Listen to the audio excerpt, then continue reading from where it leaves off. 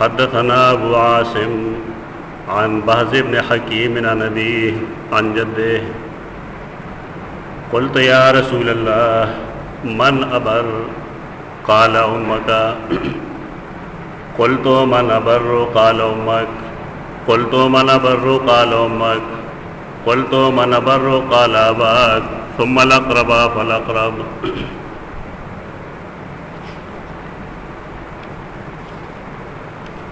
इमाम बुखारी रहमहुल्लाह अल-अदबुल मुफ़रद की दीदन द्वयम बाब दे और दे के बाद दे तस्किर कई बिर्रुल मोर सरा नीकी कौल मने बाप फागो चपाए के दो बिर्रुल वालिदैन वेलू उस बार बिर्रुल हुई और उस तो वजान लबिया बिर्रुल अब या बिर्रुल वालिद जान लवई भाई तरतीब दमियस के साथ लगे और आगे वजह भाई इंशाल्लाह रुस्तुफ कारी शीची बोले दे कल सनद बयान नहीं द सनद रुम्बने उस्ताद दो अबू आसिम दे अबू आसिम का तपोसो के जाना जरासूक दे कम जरा इमाम बुखारी उस्ताद दे और नकल कई द बहज़ बिन हकीम ना अक्सर तुलबा तो पता नहीं अबू आसिम दार ज़हाक को नीयत है ज़हाक दे इमाम बुखारी रहमहुल्लाह उस्ताद है ज़हाक बिन मखलद मखलद या मुखलद बड़ा वेलिशी अलबत्ता तद शोहरत दे पर ज़हाक और पर नबील वाले ज़हाक आगा चाहता हुई चेडेर खान दी जहक खंदा तो हुई दतवले ज़हाक हुई शरीयत के उसूली खबरदारा चे इंसान कला खान दी दे दे मुस्कुराहट हुई रसूलुल्लाह सल्लम आदत मुबारक तखंदा पबाब के दाव चेगीब कला खुशाल शू नो मुस्कुराहट बरा गए ये सिर्फ गाफू नखकारशी और सरा आवाज़ नहीं अलबत्ता पटक तक व निखानल दाद रसूलुल्लाह सल्लम आदत न आम ज़िकदा दलील भी दे खबर है चदा इंसान आखिरत न गाफिल है ये सड़े चाहता आखिरत में खितई ना मुस्कुराहट को लिखी लेकिन देर पर बड़क बड़क न खानी दया वदब दे अल्लाह रसूल अमल की मुंतखोदल दे तो ब्याह सवाल आए ज़हाक उन दिलवे सड़े संगात ज़हाक हुई आया हर वक्त खान दी हर वक्त खानदे दिल दा खुद इंसान द ईमान द कमजोर है और दारेंगे दम ज़लो दमड़ के दो अलामत दे ये उदासी और सड़ी चाहत मुंग दुनियाई तौर जिंदा दिलवायु आगा जुदा भी ये आगा जिंदा दिल हुई ची शरीयत आगता जिंदा दिल हुई या और तमुर्द दिल हुई तो जमा मुराद जिंदा दिल ना गन दे चाहे तो जो तो जिंदा दिल वायु बल्कि जिंदा दिल खलती चाही आखिरत यादी आखिरत पर तमखी और आगे न पार आगी कोशिश कई हल जली गई शरीयत दगे खलकता जुंदी जलो वाल हुई और कम खलक च आखिरत ना दागे सोच ना द फिक्र ना महरूम भी दागे ना पारा से तैयार है न कि न शरीयत दागे जुनू तबलो जुनू हुई तबार के दत ज़हाक पदे वजन हुई चिदब अगंदार वक्त खानदल न बल्कि दे च पैदाइश न खानदले यानी पैदाइश सरा अमूमी तौर माशुमान जारी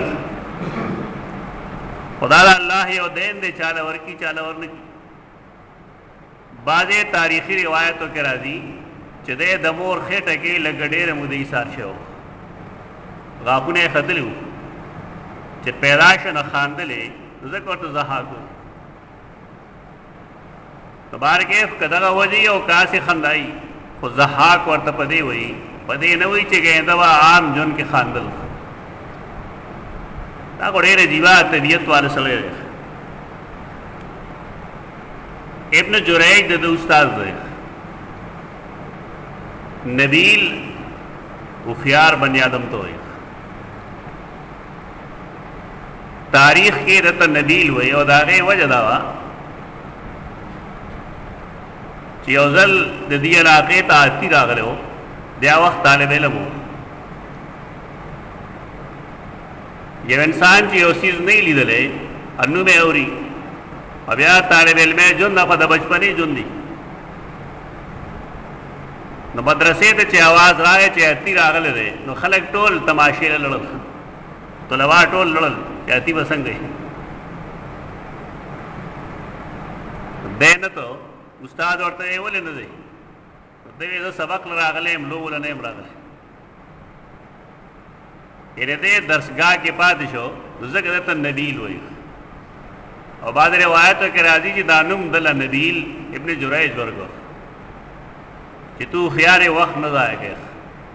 ځکه یو سړی که آتی وویني نو څه چل وشي او که ونه ویني نو څه چل وشي. البته یو سړی د دین یو خبره زده کي، یو مسله زده کي، نو دی فایده کې پاتې شي.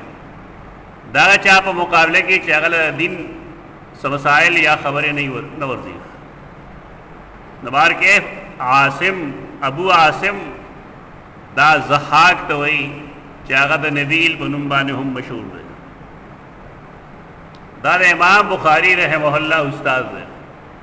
نو دی وایي موږ ته حدیث بیان کړی دی ابو عاصم، دا طریقه زده کړئ، دا مزاج جوړ کړئ چې کله حدیث بیانوي نه یې سره سند وایي. دا کم خلک چې د حدیث د سند نه واقف نه وي، نو دی بې شمېره غلطۍ کوي. بیا پته ونه لګېږي چې د راویان څنګه دي. دا کم ابو عاصم چې ما ویل د ده استاد بیا بحث بن حکیم دی، او د بحث استاد د هغه پلار دی، او بیا د هغه استاد د بحث نیکه دی. دې ته سند وایي. لکه تا ته یو سړی وایي فلانکي ځای کې دا فلانی کار شوی دی، ته څنګه خبر شوې؟ ته یې ما ته فلاني ویلي وو، هغه ته فلاني ویلي وي، هغه ته فلاني ویلي وي، فلانی هلته کې و. د دین اسلام بنیاد په دې افرادو باندې دی. دې ته سند وایي. د حدیث په باب کې زمونږ خلک ډېر سخیان دی. هر چا چې څه ووایي حدیث یې ورته ووایي، بس ټیک ده. د علماو کار دا نه، علما د هغې افراد ګوري، راویان یې ګوري. د دې لپاره یو علم یې هغې ته وایي علم اسماء الرجال. ډېر ضروري علم دی. یو سړی چې د هغه علم نه نه وي واقف، په حدیث نه پوهېږي. زمونږ اکثر د علاقو کې چې کوم خلک حدیث ښیي، هغه غریبانان د حدیث په سند نه پوهېږي. دې وجه نه داسې غلطۍ وکړي چې د هغې انتها نه وي. دا سند چې هر یو محدث لکه امام بخاری، امام مسلم، هر یو چې تاسو راواخلئ، هغه اسناد لیکلي. او دې لپاره اصول لري چې اسناد د دین حصه ده. لکه ما چا نه سبق ویلی دی، زما استاد چا نه ویلی دی، د هغه استاد چا نه سبق ویلی دی. دا سلسله به رسول الله صلی الله علیه وسلم پورې رسول پکاري. ځکه چې په دې کې د انسان د کرا او د کوټه پته لګي. دام پته لګېږي چې په دې سلسله کې کم کم خلق رښتینی او کم دروغجنو، کم نیکانو کم بدانو. دا ډېره اهم خبره ده.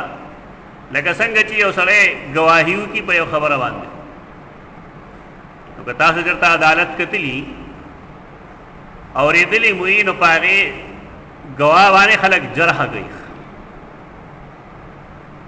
دا عجیبه خبره ده چې دنیایي څیز دپاره تاسو جرحه کوئ، او د دین دپاره نه ګورئ چې دا راوي کلک دی او که کلک نه دی، رښتینی دی او که دروغجن دی.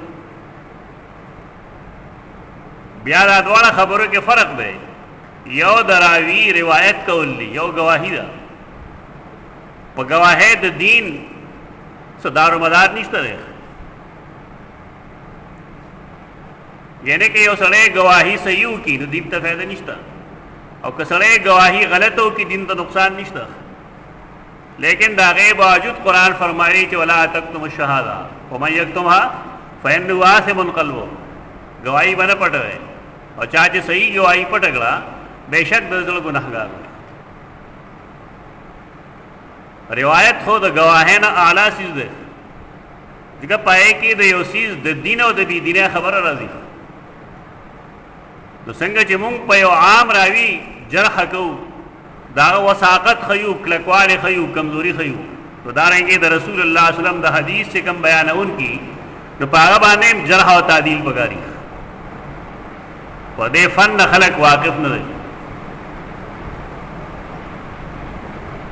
دوباره کې د حدیث سے بیانې نو ابو عاصم ما ته حدیث بیان کړو. هغه حدیث بیان کړو د بحث نه، هغه بحث کوم چې د حکیم زوی دی، بحث بن حکیم، او حکیم نقل کوي، بحث بن حکیم نقل کوي عن ابيه د خپل پلار نه. لکه بحث بن حکیم حدیث بیانې د خپل پلار نه. پلار یې څوک دی؟ حکیم شو. حکیم تابعی دی. شاته کولو کې ویل راغلی نو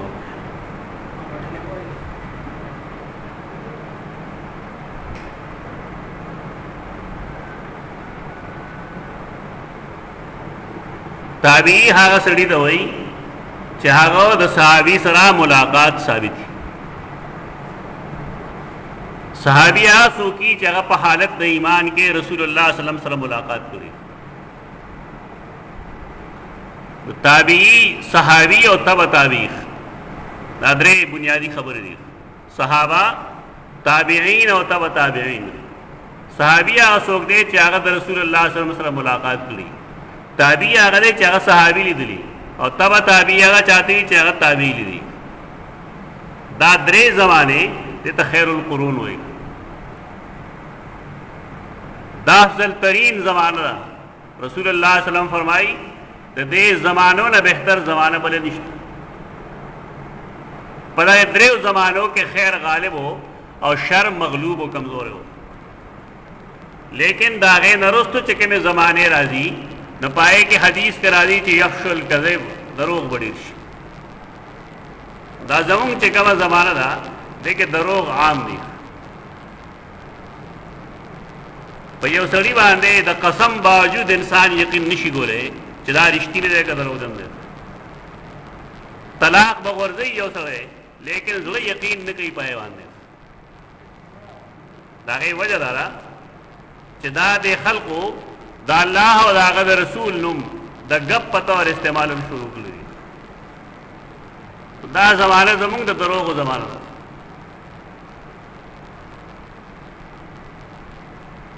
بحث بن حکیم چې کوم حدیث بیانې د خپل پلار نه هغه نقل کوي عن جده. دا ول چا نه کوي؟ د حکیم نه کوي که د بحث نه کوي؟ دا بحث نه کوي. دا صحابي دی. سیدنا معاویہ بن حیدہ رضی اللہ تعالی عنہ دا لوی شان والا صحابي دی. د بصره کې پاتې کېدو. داغی زمانے خلق د دین او د دنیا د حصول لپاره، د علم د حصول لپاره بائی ګرځېدل. جون دومره لنډ تنګ نه و څومره چې زمونږ جون لنډ تنګ دی. کارونه د خلقو ډېر کم به وو، په دې وجه علم له به ډېر ټایم ورکولی شو. زمونږ خلکو سره ټایم نه وي. د بعضې خلکو ټایم ډېر فضول لګي، خو هغه سره هم ټایم نه وي. یعنې بې ځایه وخت لګوي، خو هغه هم وایي روزګار نه یم. صحیح وایي. سمو خبرو ته خلک ځان روزګاروي چې هغې آخرت پېژني. څوک چې آخرت نه پېژني هغه سره ټایم بیخي نه وي. دا سړی راغلی دی خراسان ته. خراسان څه زمانه کې د نیشاپور علاقه، خراسان، نیشاپور اور افغانستان وغیرہ دا یو علاقے دی. دی براتل یا تجارت دا پارا یا د علم د حاصلولو دا پارا یا د اسلام د خورولو دا پارا مدا درې مقاصد دي.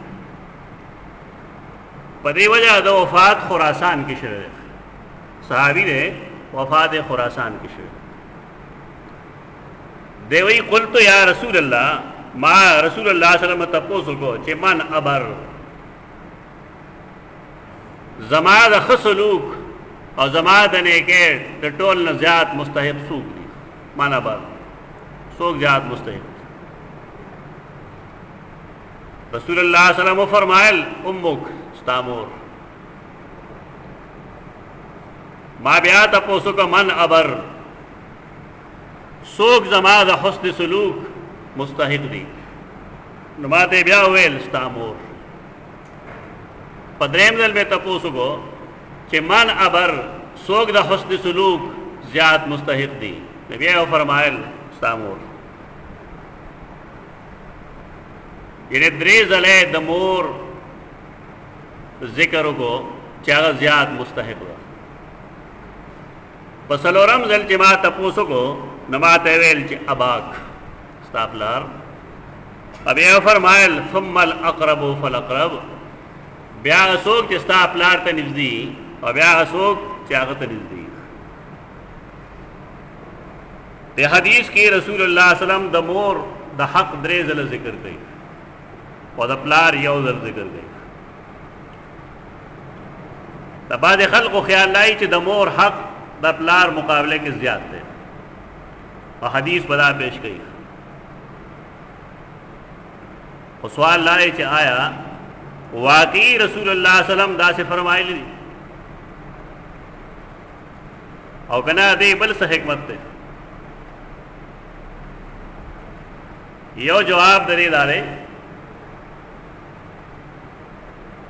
چې د مور تکلیف د بچی د پیدایش د پاره د پلار مقابله کې ډیری.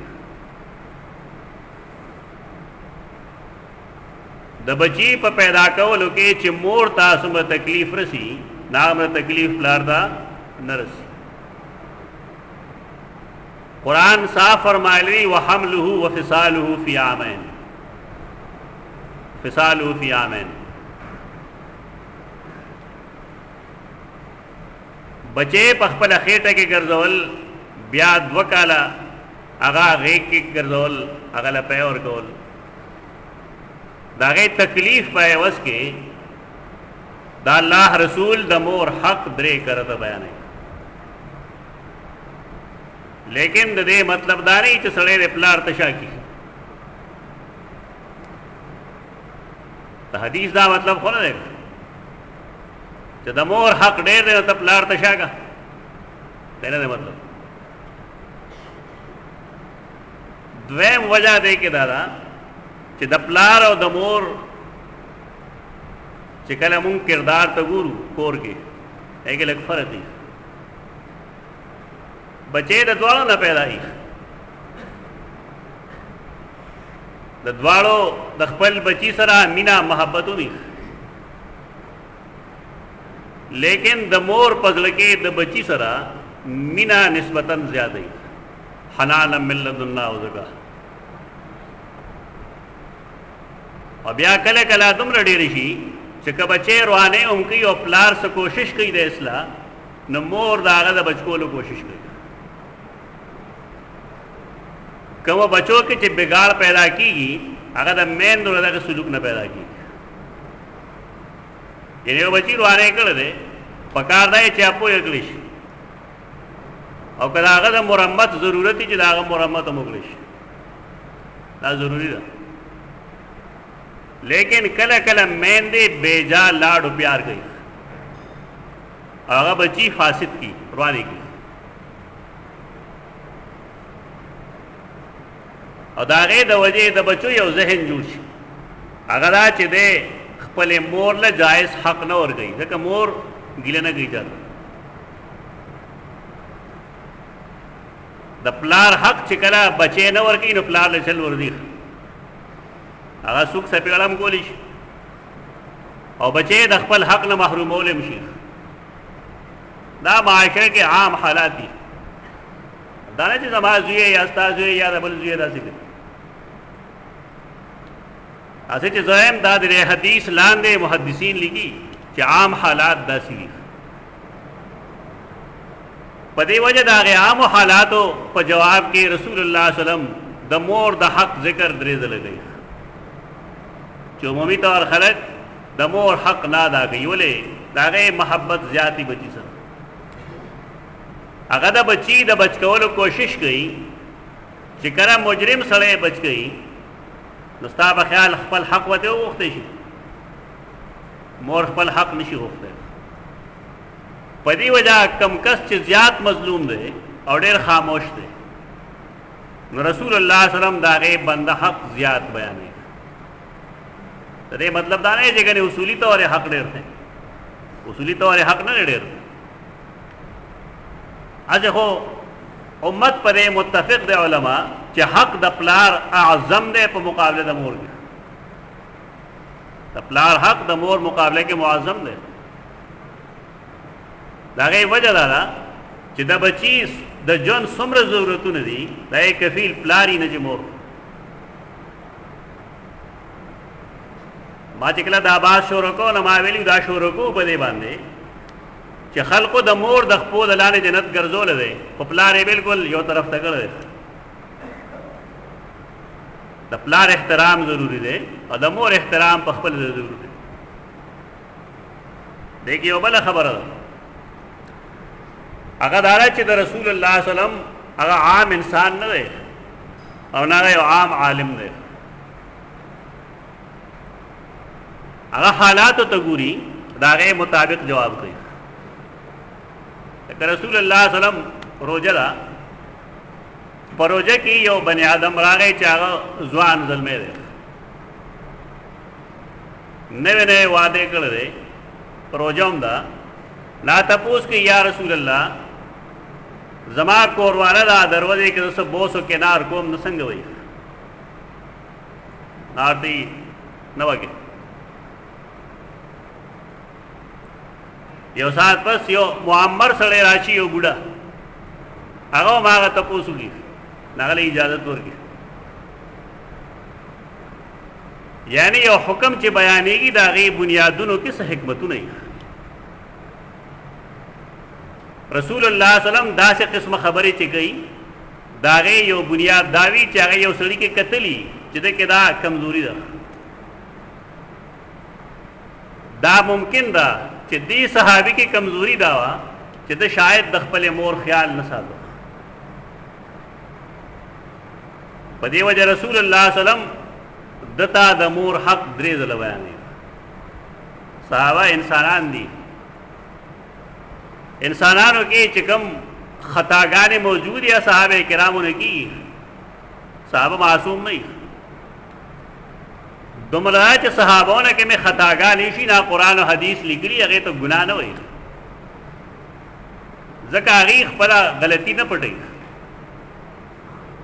زمون خدا کاری چې مونږ یو جرم وکړو نو مونږ به د هغې دپاره تعویل کوو د هغې د پټولو کوشش کوو هغې ته پرتوګ ورغوندو. لیکن صحابه کرام داسې نه کوي. صحابه کرام دا د دین دپاره بنیادي ستنې دي. رسول الله صلی الله علیه وسلم د هغې اخلاقي تربیت به هم کوو. شاید دې وجه باندې چې چونکه دې صحابي کې دا خطا موجود و نو ځکه هغه ورته وایي درې ځله چې ستا مور ستا مور ستا مور. ما تیرا جمعه ویلو او دا افسوس خبرې چې یو پلار یا یو مور دا بشمیره بچی لوی دا غي خیال ساتي دا غي جیب خرچ ورکړي اغیله خوراک ورکړي اغیله سکاک ورکړي تر دې پورې چې هغه نکاحونه ولومږي. دې معاشره کې پلان کوي داس. لیکن د اولاد بیا سکاری او دا ډېر افسوس سره وایو چې دا د اسلام خلاف ده او د پښتو خلاف ده. شپږ ځامنې نه هغه بیا یو پلار نشي ساتلی بلکې تقسیم وکړي چې ته به ډوډۍ ورکې او ته به کپړې ورکې او ته به ولې علاج کې. دا ډېره د شرم خبره. دا تقسیم غلط دی. پکار دی چې هر یو بچی د خپل پلار او مور هغه شانتي خیال وساتي څنګه چې پلار مور زمونږ په بچپنه کې خیال ساتل. دا یو غلط روش دی. بعضې پکې بل شان غیرتیاني هغه ما لیدلي دي چې هغې کله په پلار یا په مور خرچه کوي نو هغه ځان سره کاپۍ کې لیکي. هغه چې ستا پلار یې نه لیکي چې زما په بچي څومره خرچه شوی. خو چې کله جنګ شروع شي دی به خپله کاپي نیغه نیغه کوي چې زما په پلار دومره خرچه شوې ده. تف دی په داسې اولاد. دا څه ملعون اولاد دی. الله یې داسې اولاد چېرته نه ورکوي. دا اولاد دی. د دې نه انتهایي بې غیرتي بله کېدی نه شي چې سړی د خپل پلار مور سره حساب کتاب شروع کړي یا رونو سره حساب شروع کړي چې زما په پلار دومره خرچه شوې ده. دا بې غیرتي ده. پکار راځي چې مونږه قرآن څه فرمایي تاسو دعا کوئ چې ربه په دې رحم وکړې کما ربیاني صغیرا.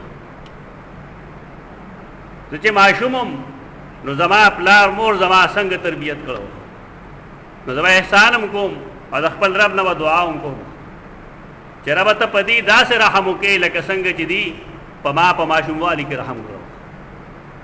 نو مارګې صحابي دی هغه ته رسول الله سلام درې ځلې مور وایي نو څلورم ځل باندې ورته یې ستا پلار او بیا څه وایي ثم الاقرب فالاقرب. بیا خلک چې ستا پلار ته نږدې دلته هم بیا اصلاح پکار ده. زمونږ خپلوان دوه قسمه یو هغې چې هغې سره زمونږ د وینې رشته ده لکه زما د پلار رونه دي کوم چې زما ترونه دي نو هغه زما د نیکۍ زیات مستحق خو زم د هغې د نیکۍ زیات مستحق یم. پښتانه یې تربوران وایي. پښتون هر څه کوي لیکن د تره زوی ته خپله کمزوري نه ښکاره کوي. دا اجنبیت دی. دې تصور موږ برباد کړي. هغه وخت له راغلی دی کوم چې پخوانو خلکو کې و د الله بندگان یو بل ته نږدې شي. د امت مسلمه چې نجات دی نه په اتحاد کې دی په دې کې دی چې قریبي رشتې د یو بل ته نږدې شي. چې کله هره قریبي رشته یو بل ته نږدې شوه نو ملک به سمېږي. نن یو پاکستان هم دی 17 اگست دی 14 اگست دی 14 اگست باندې پاکستان آزاد شوی او دا د اتحاد په مظاهره کې شوی که مسلمانانو اتفاق نه وی کړی او ځان یې د انګریز نه وی خلاص کړی نن په دا د مشترکه هندوستان یو څه ازادي ډېر لوی نعمت دی. تر هغه چا تپوس وکړئ چې هغې ته ازادي نه حاصله. زمونږ خلکو ته د ازادۍ څومره فایده ده. یو سړی که الله ته کنځل کوي په دې ملک کې نو څوک دې تپوس نه شي کولی. دا د ازادۍ نتیجه ده. که څوک نوی پیغمبر پیدا کېږي څوک یې تپوس نه کوي. دا د ازادۍ نتیجه ده. که دین کې څوک کار څنګه ورلړو نه وایي وایي دی بغیر دا څومره چې مونږ کږې وږې خبرې کوو غلط کارونه کوو په خپله خوشحالۍ زو راځو دا ټول د ازادۍ فایدې دي اگر چې مونږ د استعمال غلط. دا ما تنظن یو څو خبرې وکړو استعمال زمونږ غلط دی. د ازادۍ څه حدود وي. سعودي عرب آزاد دی که آزاد نه دی؟ آزاد اسلامي ملک. هلته یو سړی په شرک مبني لټریچر ولیکي که نه پته به ولګي. داسې کتاب څوک نه شي لیکلی چې په کې دا وایي چې بابا هر څه کولی شي ولې دا شرک دی. زمونږ خلکو د ازادۍ نه دا مطلب اخیستی دی چې ستا په کوپړی کې څه راځي بس هغه لیکه دا ازادي ده. دا ازادي نه ده. دا ملک چې کوم حاصل شوی دی مونږ ته دا د اتحاد په نتیجه کې حاصل شوی دی. لیکن زمونږ څه مزاج دی. زمونږ مزاج دا چې کوم ته شریعت اقربا وایي خپلوان دې ته مونږ تربوران وایو. او زمونږ یو دویمه رشته ده چې هغه زمونږ د کور والا رشته ده، د ښځو. ټیک دی، سره زمونږ تعلق به ښه پکاري. زمونږ د ماماګانو رشته ده، بېشک یو ښه رشته ده، لیکن شریعت هغې ته اقارب نه وایي. اقارب زمونږ د وینې رشته ده، یعنې زما تره زما د وینې رشته ده. نو زما د تره رشته وه ما ته زیاته نږدې، لیکن زمونږ کار هغه الټه دی. د ماګانو د خپلو خوریو سره خو تعلق ښه وي، لیکن د هغې خپل وروڼو سره تعلق ښه نه وي. دا ډېر درد سره وایم، د دې لږ اصلاح وکړئ. خاندان په ماما نه جوړېږي، خاندان په وینه د وینې په رشتې جوړېږي. دا د وینې رشتې دې ته الاقرب فالاقرب وایي. دا یو بل ته نږدې کول پکار دي. پکار دی چې د دې درد او د دې خوشحالي یې وایي. د تره زوی یې کولی او د تره زوی لا زکات ورکوي پښتنو په معاشره کې، نه هغه اخلي. که تا ته پته ولګېږي چې زما تره زوی یې ماله زکات راکړي ته به یې والې. دا ناقص ذهن چا جوړ کړی دی؟ دا شیطان جوړ کړی دی. زما د زکات اول مستحق خو زما تره زوی دی. زما د صدقې او زما د خیرات اول مستحق زما تره زوی دی. دې ته الاقرب وایي. زما د احسان لومړی مستحق زما نږدې رشته دار دی. زمونږ خپل عمل سره او په خپلې بې علمۍ او جهالت باندې هغه نږدې رشتې یو بل نه جدا کړي دي. بلکې زمونږ ذهن دایي چې زه د فلانکي سره کینم پاسم د دې لپاره چې د کور حالات ته معلوم کم او سبا بیا خلکو کې خوروم چې د فلاني کور کې دا کېږي، فلاني کې دا کېږي، فلاني کې دا کېږي. دا انسانیت ذهنیت دی. د انسان کار دی چې هغه ګناه وویني، غلط کار وویني، هغه پټوي. من ستر مسلمن ستر الله له یوم القیامه. یو سړی چې په یو مسلمان پرده واچوي، الله به د قیامت په ورځ په ده پرده اچوي. په دې فخر نه دی پکار چې ما فلانې په دې کار ولید او دا چل داسې او دا چل داسې و. دا د ګناه خبرې خلک نه خوري. یو سړی چې هغه غیرت موجودی او اسلام پیژني، هغه دا نه وي چې فلاني دا کار کړی دی. هغه د هغه د اصلاح کوشش وکړي او چې نه کېږي بس خاموش. نو بار کیف الاقرب فالاقرب مطلب دا دی چې زمونږ د نیکۍ زیات مستحق د مور نه رستو پلار دی او د هغې نه رستو هغه چې هغه زما د پلار رشته دار دی. اقول قولي هذا استغفر الله لي ولكم ولسائر المسلمين.